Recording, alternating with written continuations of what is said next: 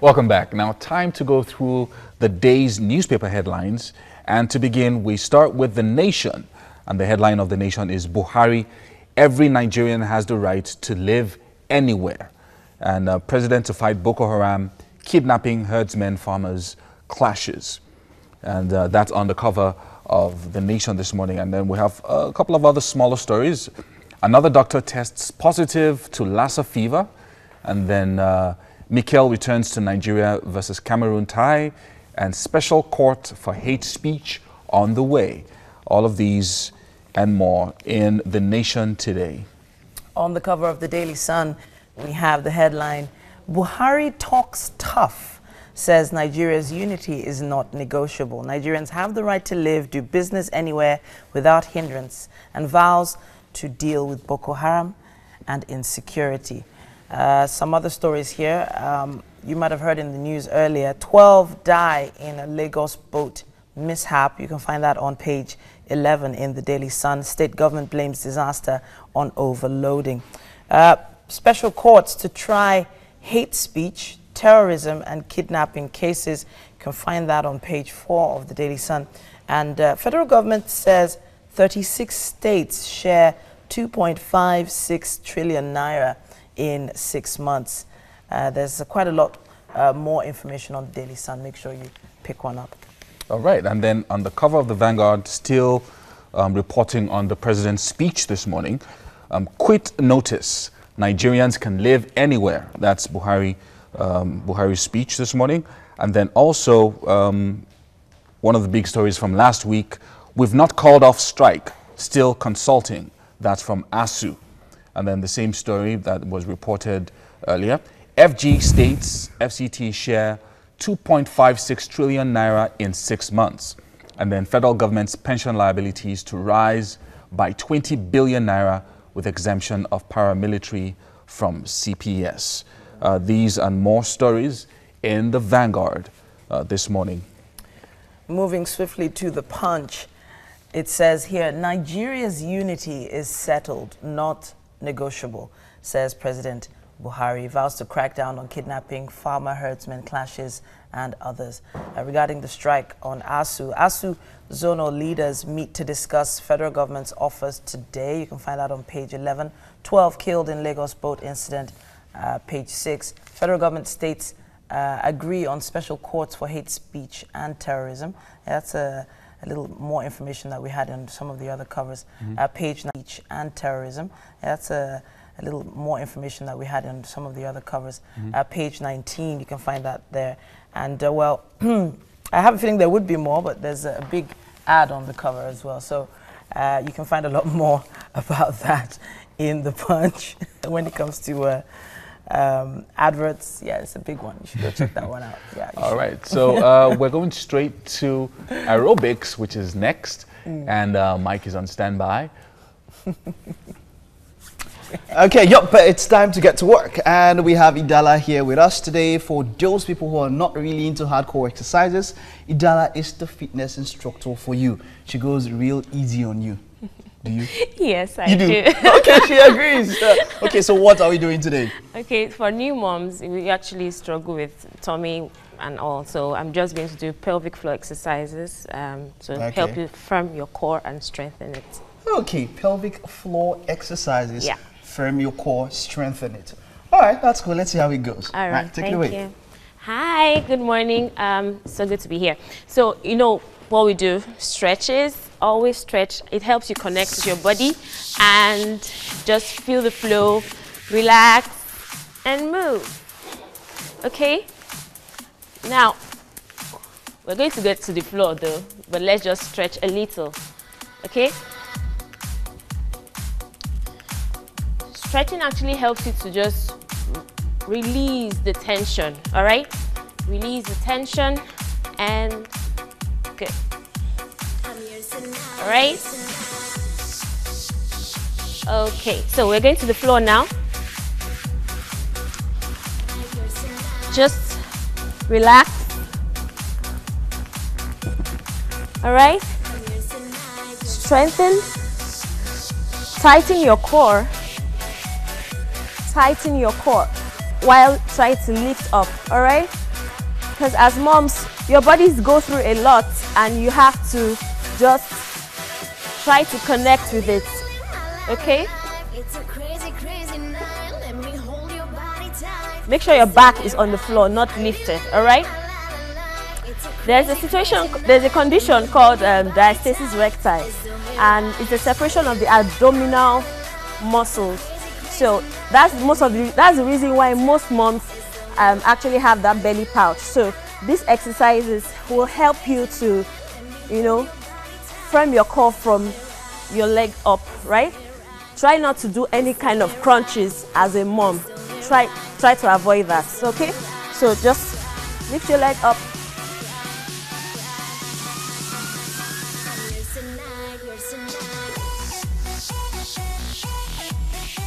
Okay? Rest and move to the other side.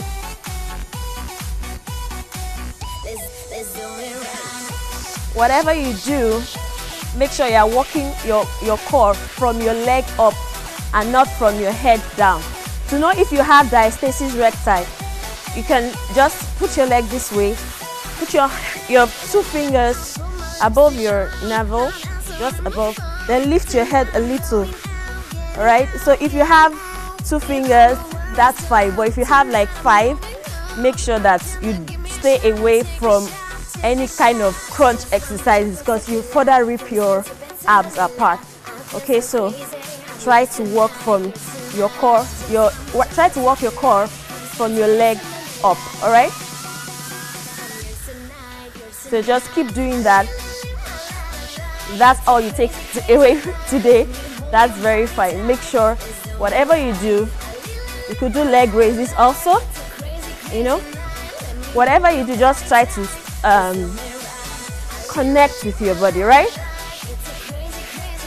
If you have exercise balls, that would be fantastic. The next time we'll do a routine with the exercise balls. There are lots of exercises that you can do with as a new mom, all right?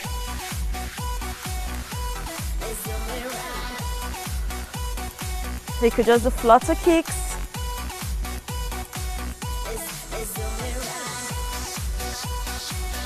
Just make sure you're enjoying your exercises and not trying to, try not to do any kind of crunches, abs exercises. No, that's a no-no.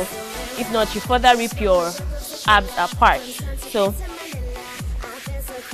whatever you do, make sure you're connecting with your body. Don't take it more than you can. Don't do more than you can take, right? Stretch.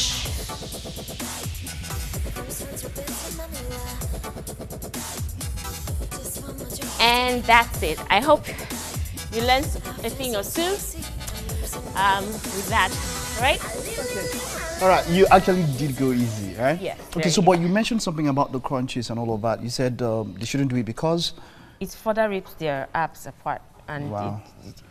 That belly pouch, we want it to go, right? Okay, yeah. All right. Okay, I told you, she was a kind instructor and I enjoyed every bit of that. I did not feel intimidated. Thank you for coming. Thank you. High five. Hi. All right. Okay, so that's it on a wrap on the session of fitness today.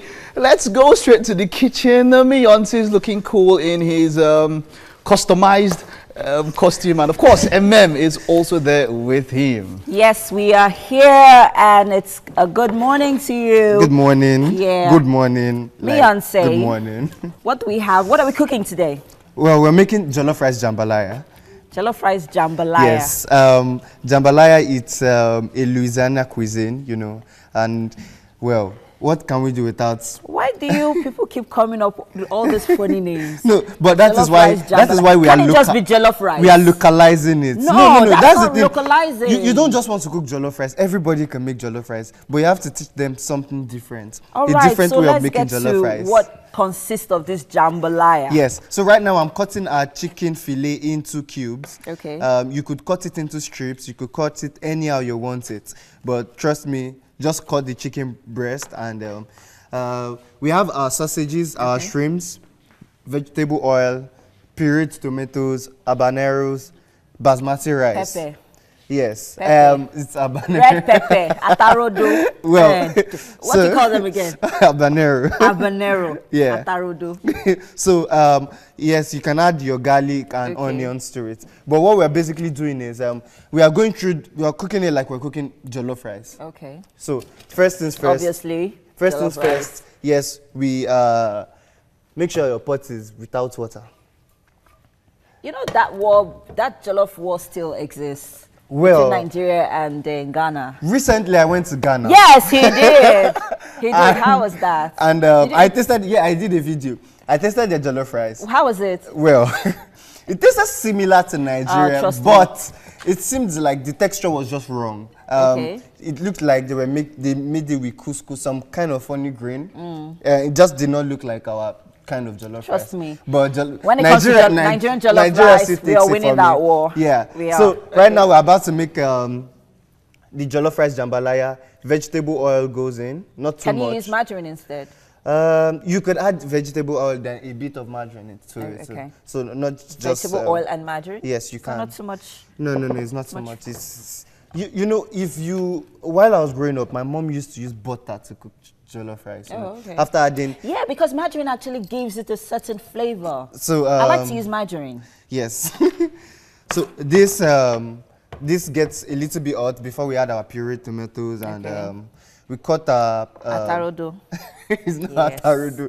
We cut our pepper and now the thing is we wouldn't be adding the shrimps right immediately. Okay. We could add the chicken breast or the sausages right immediately, but no, we wouldn't be doing that. The shrimps comes in when the rice is almost done because shrimps take like less than 6-7 minutes to cook. Yeah. You don't want to overcook your shrimps. Yeah. So that is why you're adding it. Okay, so let's get right into it. Yes. So while this is hot, we just add. Yeah. We add this to it. Then if you have your chicken broth, we'd be making use of water. What's chicken broth? Chicken stock. Oh, okay. You could have just said chicken stock. So if you have your chicken stock, you could feel free to add it. So we are cooking this like traditional jollof rice, but I'm using adobo instead of seasoning cube. Okay. What's adobo? Adobo. Oh, come on. You know I've been using adobo since you've been here on set, but I've used adobo. I guess I never paid attention to what it means actually. Adobo is a Spanish seasoning. It has a similar feeling of seasoning cube, but it's different. Okay, but we can also use our local things like Iru. No. Why do you want to use Iru in jollof rice? Have you tried using Iru in jollof rice before? Or ogiri. Why would you want to do that? This is Italian seasoning. So and of course, why didn't you bring pepper. some spice from Ghana? Well, I was indoor almost all the time because I don't know, there was this spirit about I slept most of the time there, except when I wanted to see people and when I wanted to obviously explore their cuisine. Trust me, I liked a bit of the shito was amazing. What's shito? Yeah. What's shito? There's subsidy because it's like a pepper sauce. Oh, okay. Yeah. It was amazing, but that banku, I'm a little bit skeptical about it. Does this mean they call kenke? Did you try kenke? No, I did not try kenke. I did not try kenke. So while this cooks, you might want to add your stock now, or you just let it fry more. Okay. Anyhow you want it. Then this is the point where we add our habanero to it, and we add our chicken breast, our sausages. Then we wait a while, and when the rice is almost done, we add our shrimps to it. Yes, and we add a bit of sweet corn. Oh, okay. Yeah. Well, tin tomatoes always take time to get ready. But while that is cooking, we'll go on a quick commercial break and we'll be right back. It's still the Wake Up Nigeria show.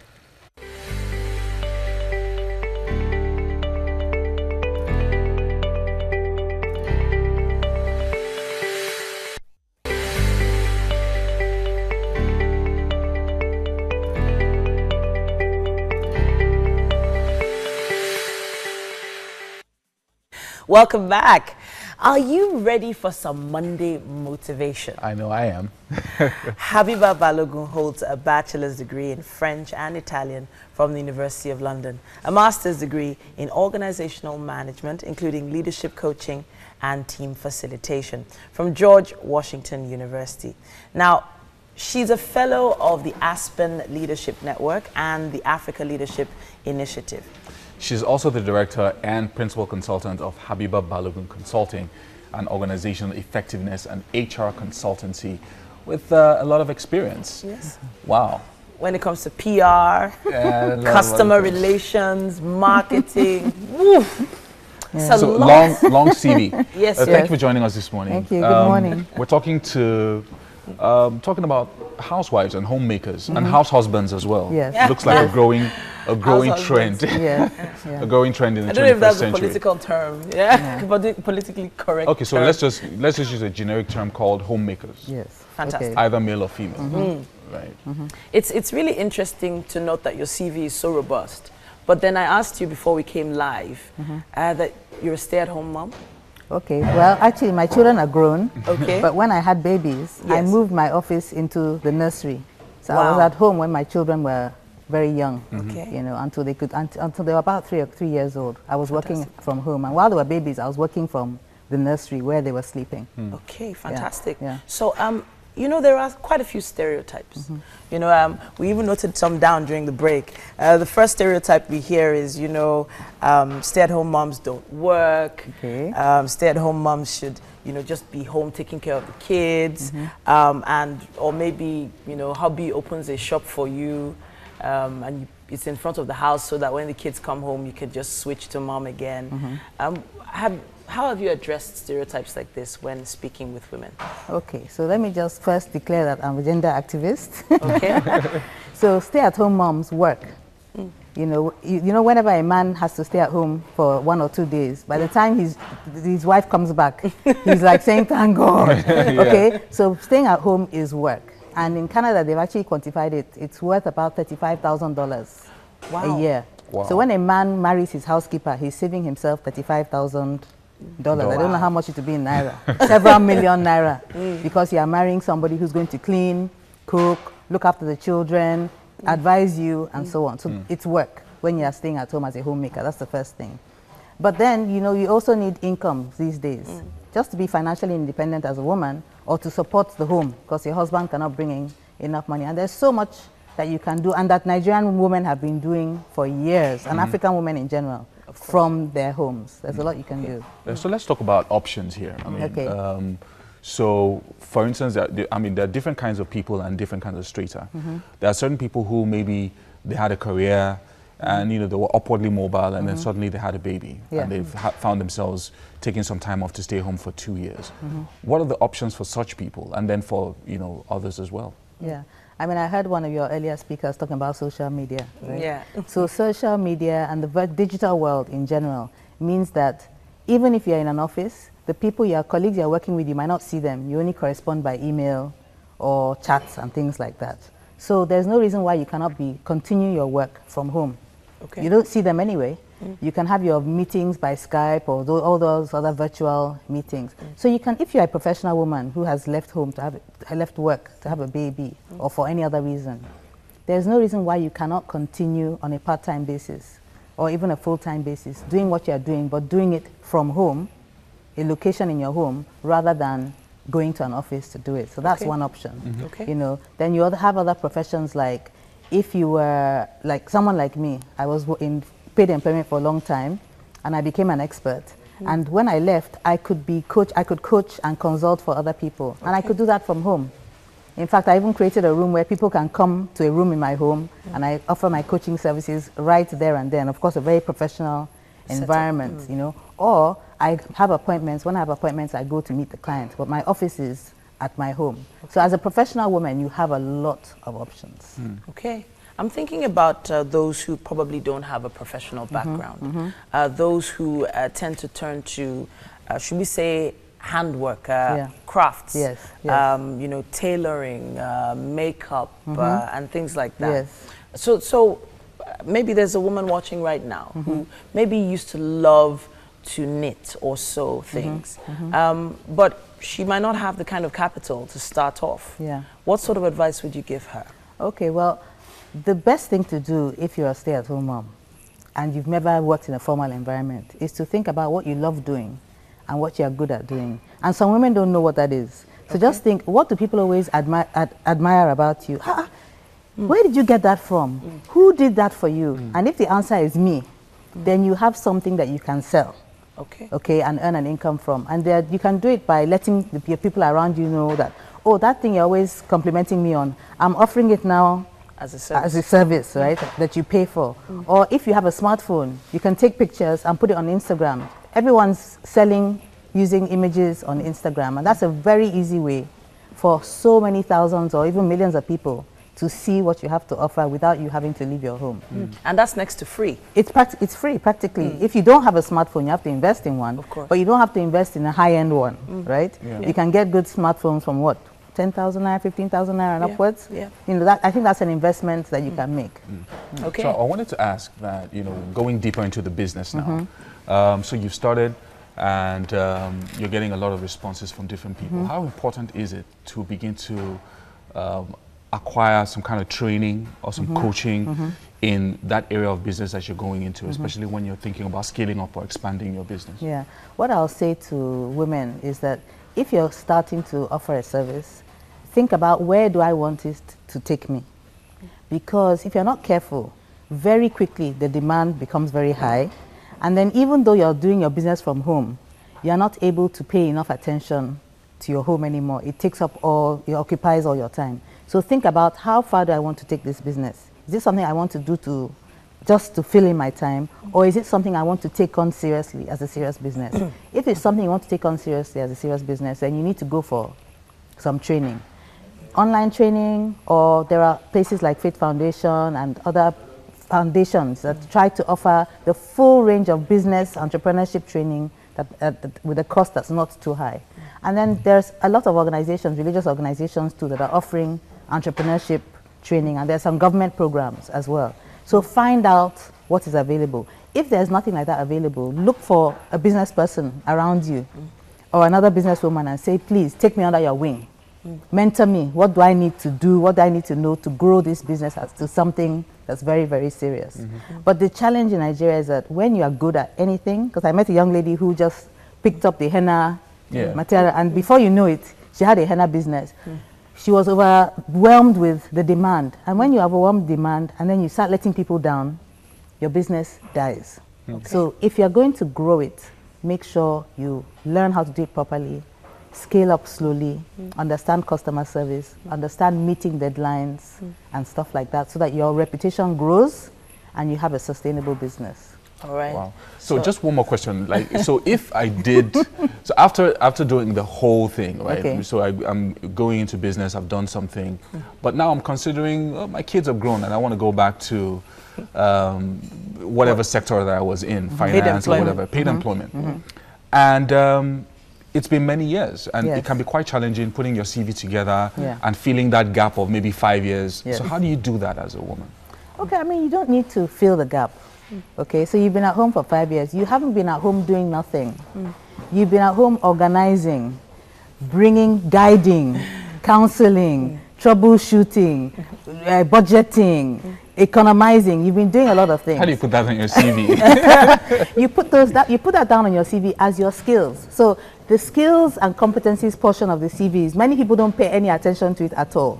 True. You just do your work experience and your education. These days, people are not interested in where you went to school. They're interested in, what do you know how to do? What can you do for me? What can you help me with? So think of all the things you know how to do. And some of them you'd have learned from being at home for those 5 years. I can do this, I can do this, I can do this. The things you learned when you are in employment. I can do that, I can do that, I can do that. Have it at the top of your CV. And then do a broadcast to all your contacts. Amazing. That I'm around, I can do all these things. If you need help, contact me. Oh, thank you so much, Habiba Balogun, for that. And in fact, deep and insightful we could keep talking interview. for your ages on this because there's so many angles to take it from. But we should continue that conversation on our social media at TVC Connect. What are you moms doing to make things happen for yourselves? So that's your Monday motivation this morning, and we're going to take a quick break and then be back for the headlines.